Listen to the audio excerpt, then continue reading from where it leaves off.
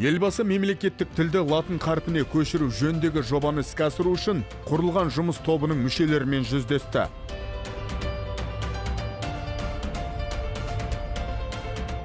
Басқосуда мемлекет басшысы әлемде ешбір ел өзінің жаңа әліпбиін бүкіл халық болып осылайша талқылаған емес.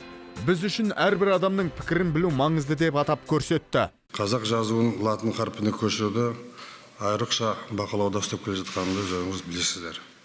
Бүкіл ел болып қабылдауымыз керек осыны. Жұмыс неғұрлым ашық тұрда жүрілетін болса, көпшілік қатынасатын болса, пікірлерін білетін болсақ, соғұрлым тиімді болады деп ойлаймын. Сөз реті келгенде айтайық, әлемнің бірде-бір мемлекеті өзінің әліпбиін енгізуде мұнша барлық халықпен ақылдасқан жоқ біз сияқты. Талқылауға барлық өңірлер, қоғамның барлық топ өкілдері қатынасты.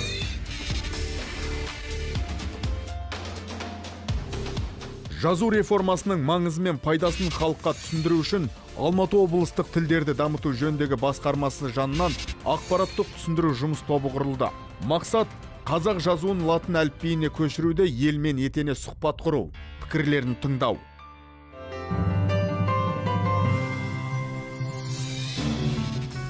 Жаңа әліпби, жаңа дәуір бастау атты жұмыс тобы алғашқы сапарын Ақсу ауданынан бастады. Құлагер ақын Ильяс Жансүгіровтің жерлестерімен кездесу ауданның 4 ауылында ұйымдастырылды. Өмір талабы қазір 21 ғасыр, сондықтан да латын әліпбиіне көшуді мен 100% қолдаймын. Латынға көшу ұлттық мүддені қорғаудың басты тетігі. Жұртқа осыны ұғындыру үшін топ мүшелері ерекше екпінмен жұмыс істеді. Ахмет Байтұрсынов айтады екен, мына біздің өзіміздің тіліміздің оңтайлы жолы ең біріншісі әріптің формасын жасау, пішінін жасау. Ал тілді өзгертуге болмайды деп. Сол тұрғыдан келген уақытта осы латын қарпі біздің мемлекеттік тілді тануымызға, білуімізге, рухани дүниемізді қабылдауымызға үлкен бір төте жол. Ақсудан басталған сапар әрі қарай аймақтың бүкіл аудандарында жалғасты. Әр ауданға барған жұмыс тобы топ-топқа бөлініп, жұртпен жүздесті.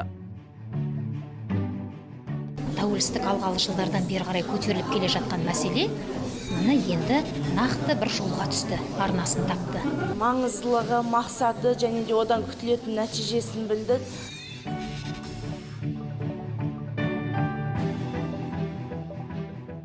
Анықтап айтып, жіктеп түсіндірудің нәтижесінде көпшіліктің көкейінде жүрген көптеген сауалдарға жауап берілді.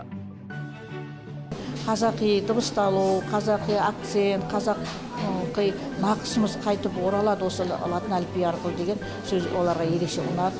Яғни бойларында бұл тілге деген құрмет, сүйіспеншілік басым екендігі бізде байқалды. Ұстаздар, білім мен тәрбиенің бағбаны ғана емес, еліміздегі саяси әлеуметтік статусы жоғары белсенді күш. Латын әліпбиіне көшу бастамасын бірінші боп қолдаған да осы топ. Тәуекел түгіл жел қайық дейді атамыз қазақта. Сондықтан тәуекел жасап 25 жылға қарап отырмай-ақ жас буынға болашақ үшін қызмет жасап жатқандықтан осы бастап кеткеннің өзі дұрыс деп есептеймін.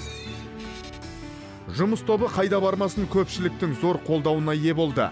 Әр кездесу еркін форматта өтті. Осылайша 16 аудан мен шқала аралаған ақпараттық түсіндіру тобы 70 ауылдық округте ат басын тіреді.